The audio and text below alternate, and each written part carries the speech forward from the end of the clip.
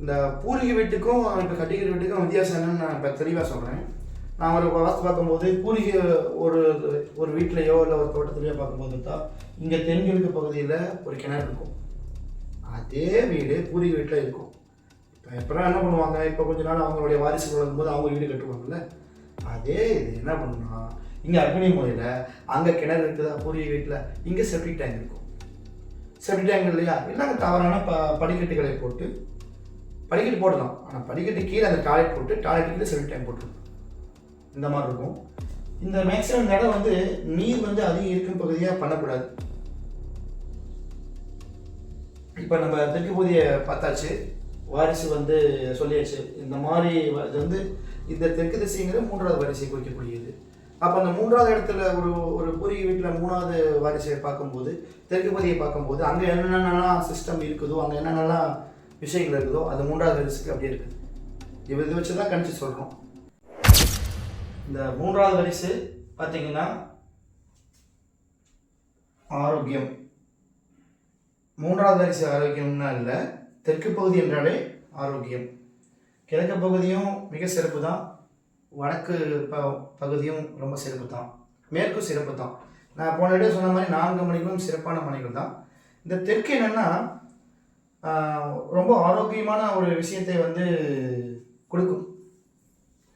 கிழக்கு வந்து இந்திரன் சொல்லுவோம், வடக்கு வந்து குபேரன் சொல்லுவோம், மேற்கு வந்து வருணன், தெற்கு யமன். யமன் அப்படிங்கிறவர் வந்து பார்த்திங்கன்னா உங்களுக்கு சில நம்ம வாழ்க்கை தடங்களையும் செய்யக்கூடியவர்களாக இல்லை, அவரும் ஒரு தீர்மானக்கூடிய ஒரு ஜட்ஜு தான். ஸோ இந்த தெற்கு பகுதி என்றாலே ஆரோக்கியம், ஆனந்த காற்று. ஒரு வீட்டில் பாருங்கள், தெற்கு பக்க ஜன்னல் மட்டும் ஓப்பன் பண்ணி பாருங்கள், காற்று அதோட நல்லா விசுவிசுன்னு அடிக்கும். இயற்கையான பொருள்கள், காய்கறி பொருள்கள், மல்லிகை பொருள்கள், இயற்கை விளைய பொருள்கள், இந்த பூமியில் விளையப்பட்ட பொருள்கள், இந்த தெற்கு பார்த்த கடைகள் இருந்தால் செம சூப்பர். அவங்களுக்கு நீங்கள் சர்ச் பண்ணி பாருங்கள், ரோட்டில் போகும்போது பாருங்கள், இந்த வீடியோ பார்க்கும்போது உங்களுக்கே தெரியும். தெற்கு பார்த்த கடை வந்து பார்த்தீங்கன்னா அவ்வளவு ஒரு தனியாக பார்த்தா தெரியும் உங்களுக்கு. கூட்டம் அது பாட்டுக்கு இருக்கும், அப்படி இருக்கும் கூட்டம். நான் என்னுடைய அனுபவத்தில் தான் நான் சொல்கிறேன். அதை நான் இந்த இருக்கக்கூடிய காம்பவுண்ட் வால் இருந்தாலும் சரி, இல்லை தாய் செவர் இருந்தாலும் சரி, நேராக இருக்கணும். ஸோ கிழக்கு என்ன சொன்னமோ வடக்கு என்ன சொன்னமோ ஸ்ட்ரெயிட்டாக இருக்கணும். உச்சமான இடத்துல ஜன்னல் இருக்கணும். தயவு செய்து இந்த வீடியோவில் நான் மிகவும் பதிவிடுறேன், ரொம்ப ஆழமாக பதிவிடுற விஷயம் என்னென்னா, ஜன்னலை திறந்து வைங்க. ஜன்னல் திறந்து வச்சாதான் உங்களுக்கு பஞ்சபூத சக்தியில் காற்று என்ற சப்ஜெக்டே வீட்டுக்குள்ளே வரும். ஸோ வடமேற்கு வாயு மூலைன்னா காற்று பகுதி, ஓகேங்களா. நிலம், நீர், காற்று, ஆகாயம், நெருப்பு, பஞ்சபூத சக்தி வீட்டுக்குள்ளே வந்தால் மட்டும்தான் வாஸ்துங்கிற சப்ஜெக்டே உள்ளே பேசும். இதில் ஏதாவது ஒன்று கட்டாச்சுனாலும் அந்த வீடு அவ்வளோதான், அதுக்குண்டான பிரச்சனையை கொடுத்துட்டு தான் இருக்கும். இப்போ நான் பார்ட் 1 பார்ட் 2 வீடியோலாம் நான் போட்டிருக்கேன். நண்பர்கள் எல்லாம் எனக்கு கால் பண்ணாங்க, என்ன கொஞ்சம் நெகட்டிவாகவே விஷயங்கள் போயிட்டு இருக்குது பேசுறது, அப்புறம் பாசிட்டிவாக போகுது அப்படின்னு சொன்னார். நான் நெகட்டிவாக பேசி பாசிட்டிவாக கொண்டாடுறேன் அப்படிங்கிற மாதிரி சொல்கிறாங்க. ஒரு வாஸ்து வந்து இப்போ ஒரு வீடு பார்க்குறோம் அப்படின்னா நாங்கள் ஃபஸ்ட்டு வந்து அந்த வீடு வந்து நெகட்டிவாக இருக்கிற வீடை நாங்கள் பாசிட்டிவாக மாற்ற தான் நாங்கள் வரோம். இல்லைன்னா அந்த வீட்டு உரிமையாளர் எங்களை கூப்பிட மாட்டாங்க. சரி, அதாவது இந்த இடத்துல இந்த மாதிரி இருந்தால் நெகட்டிவாக இருக்குது, இந்த மாதிரி நம்ம மாற்றினா பாசிட்டிவாக ஆகிடலாம். ஒரு விஷயத்த நெகட்டிவாக இருக்கிற விஷயத்த நாங்கள் பாசிட்டிவாக தான் நாங்கள் மாற்றுறோம், நாங்கள் நெகட்டிவாலாம் பேசவே இல்லை. யாரும் தப்பாக எடுத்துக்காதீங்க. இதை காற்றுன்னு சப்ஜெக்ட் அவுட் ஆயிடும். தயவுசெய்து ஜன்னலை திறந்து வைங்க. ஜன்னல் திறந்து வச்சா மட்டும்தான் காற்றுன்னு சப்ஜெக்ட் உள்ளே வரும். பாருங்கள், யாராவது ஜன்னலை அடைச்சி கப்புன்னு அடித்து வீட்டில் அப்படி படுத்து தூங்குறீங்களோ அவங்களுக்கு கண்டிப்பாக வந்து காற்றுன்னு சப்ஜெக்ட் அவுட் ஆயிரும். கண்டிப்பாக வீசிங் ப்ராப்ளம், இந்த ஹார்ட் எப்படிங்க காற்றை பம்ப் பண்ணி தான் வந்து இதயம் வந்து ஒர்க் ஆகுது, ரத்த முடியுமா, அது மாதிரி ஒரு இதயம் சம்மந்தப்பட்ட பிரச்சனை, நுரையீரல் சம்மந்தப்பட்ட பிரச்சனை, காற்று ஒழுங்காக இல்லை என்றால் அந்த வீட்டில் இருக்கிறவங்களுக்கு கண்டிப்பாக இதயம் சம்மந்தப்பட்ட நோய்கள் வரும். ஏசி வந்து போட்டுக்குங்க, தேவையானப்போ போட்டுக்குங்க, நான் ஏசி போடாமன்னு சொல்ல. ஆனால் இயற்கையான காற்று என்பதே சிறப்பு, அதுதான் மருந்து, காற்றே மருந்து. உங்களுக்கு யாராவது வந்து ஜன்னலை வந்து திறந்து வச்சா ரொம்ப சிரமமாக இருக்குது, வந்து அதுக்கு தகுந்த வந்து என்னென்னா நான் கொசுவலை ஏதாவது அடிக்கணும் அப்படின்னா என்னை நீங்கள் தொடர்பு கொள்ளுங்கள். என்னோடய கம்பெனி நேம் சிவஜெயம் இன்டீரியர். நான் யாராவது வேணும்னா நீங்கள் கான்டாக்ட் பண்ணுங்கள்.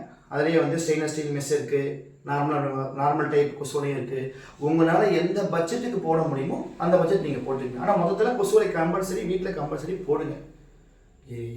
டோருக்கும் மெயின் டோருக்கும் போடுங்க, தாராளமாக போடலாம். மாலை நேரத்தில் வந்து கொசு வருதுன்னு சாத்தி வச்சுக்கிறது வேணாம், திறந்து வைங்க. நல்லா காத்தோட்டமாக இருக்கணும் வீடு. இதை செஞ்சு பாருங்கள், அப்போ தெரியும் இத்தனை நாளாக படுத்ததுக்கும் கொசுவலை போட்டதுக்கப்புறம் படுத்ததுக்கும் என்ன வித்தியாசம் இருக்குன்னு நீங்கள் கண்டுபிடிக்கலாம். அவ்வளோ விஷயங்கள் வந்து இருக்குது. அதே மாதிரி கொஞ்சம் தேவையான குப்பைகள்லாம் வீட்டுக்குள்ளே வராது.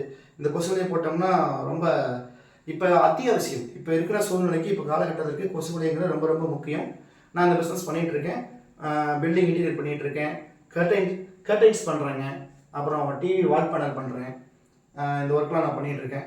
தேவைப்பட்டால் என்னை நீங்கள் கான்டாக்ட் பண்ணுங்கள். வீடுக்கு பஞ்சபூத சக்தி உள்ளே இருந்தால், அது நம்ம இருந்தால் மட்டும்தான், பஞ்சபூத சக்தி கரெக்டாக ஆக்டிவேட் ஆனால் மட்டும்தான் அந்த வீடு வாஸ்து பேசும். இல்லைன்னா என்னதான் பண்ணாலும் வேலைக்கு ஆகாது.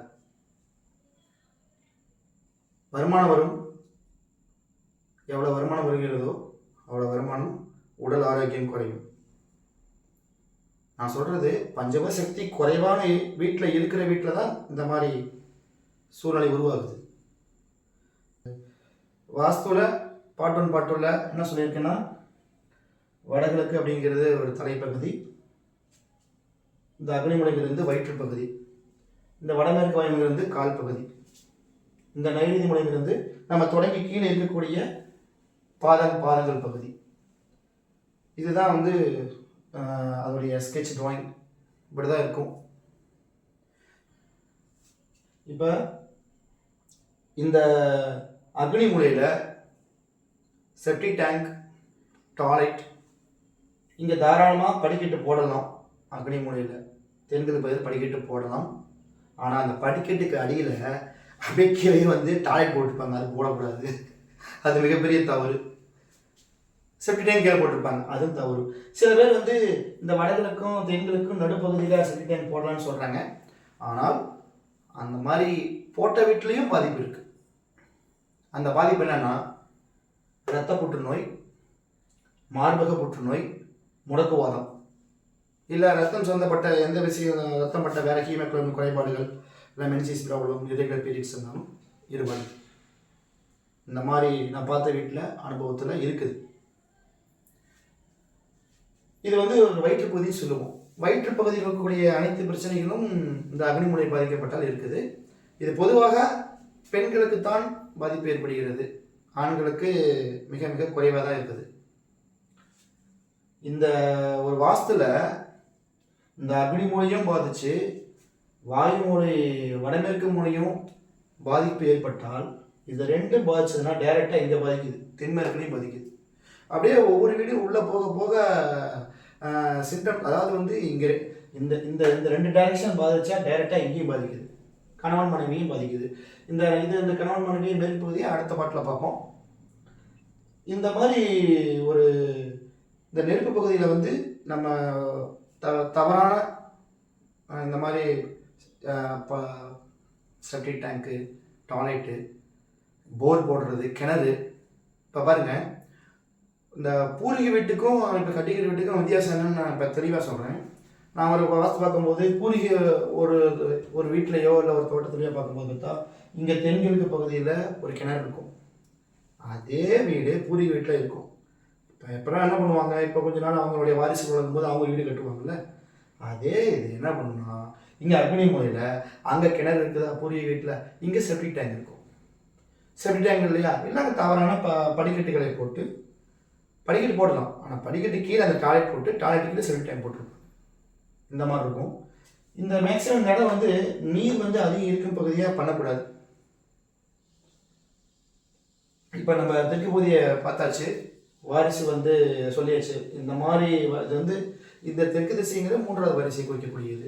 அப்போ அந்த 3வது இடத்துல ஒரு பூர்வீக வீட்டில் 3வது வாரிசை பார்க்கும்போது, தெற்கு பகுதியை பார்க்கும்போது அங்கே என்னென்னலாம் சிஸ்டம் இருக்குதோ, அங்கே என்னென்னலாம் விஷயங்கள் இருக்குதோ, அது 3வது வாரிசுக்கு அப்படியே இருக்குது. இதை வச்சு தான் கணிச்சு சொல்கிறோம்.